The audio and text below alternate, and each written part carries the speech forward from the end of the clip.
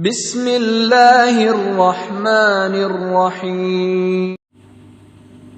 Assalamualaikum warahmatullahi wabarakatuh. Saudara-saudara kaum muslimin, perbedaan penetapan tanggal pada bulan Zulhijjah khususnya antara Indonesia dan Arab Saudi menjadi polemik dan perdebatan yang sangat sengit. Tapi yakinlah bahwa perbedaan itu adalah rahmat, karena kedua-duanya adalah benar, berlandaskan dengan landasan yang benar pula. Khususnya yang terkait dengan pelaksanaan puasa Arafah yang dikaitkan dengan wukuf di padang Arafah. Ingin saya sampaikan bahwa sebenarnya puasa Arafah itu tidak ada kaitannya dengan wukuf di padang Arafah. Mengapa demikian? Yang pertama, secara historis, apakah itu Tarwiyah ataupun Arafah kemudian Nahar, itu erat kaitannya dengan sejarah dikorbankannya Nabi Ismail alaihissalam.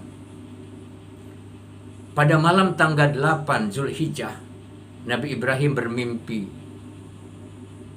bahwa dia seolah-olah diperintahkan untuk menyembelih anaknya yang ia sayangi. Dia merasa ragu, dia terus berpikir besoknya, terus merenung. Nah, ini yang disebut dengan tarwiyah. Artinya merenung, berpikir penuh dengan keraguan-raguan, apakah ini dari setan atau memang dari Allah. Itulah disebut dengan tarwiyah. Kemudian pada malam ke-9-nya, Nabi Ibrahim mimpi kembali. Dalam mimpi yang kedua ini, dia akhirnya mengetahui dan yakin bahwa itu adalah perintah dari Allah.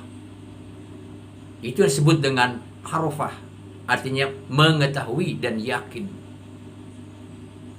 Maka malam ketiganya atau malam ke-10 Zulhijjah, dia mimpi kembali karena sudah mengetahui dan yakin dari Allah.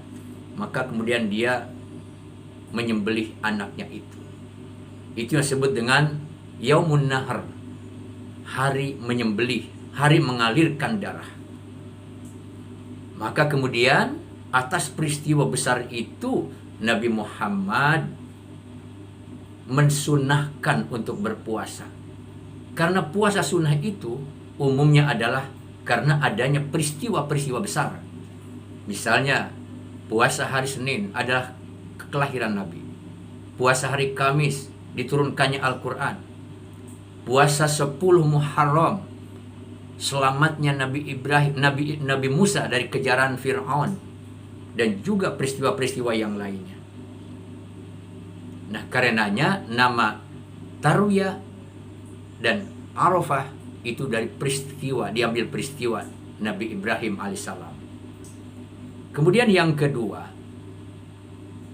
bahwa dimulai atau diperintahkannya sunnah puasa Tarwiyah dan Arafah adalah pada tahun kedua Hijriyah.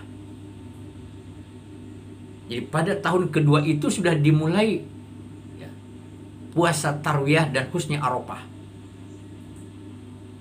Sedangkan ibadah haji syariatnya diturunkan kepada Rasulullah pada tahun ke-6 Hijriyah. Dan Nabi SAW menunaikan ibadah haji pada tahun ke-10 Hijriah. Itu yang disebut dengan haji wada. Jadi Nabi Muhammad dia melaksanakan ibadah haji hanya 1 kali.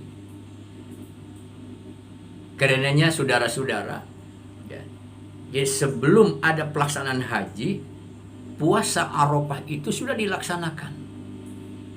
Maka kita sebenarnya disunahkan puasa itu, puasa Arafah tanggal 9, bukan karena adanya wukuf di padang Arafah. Walaupun kemudian para ulama menegaskan Bagi yang tidak wukuf, ya, sunahkan puasa Arafah. Bagi yang wukuf disunahkan untuk tidak berpuasa. Tapi sunnah puasa Arafah itu adalah puasa karena tanggal 9, bukan karena wukuf.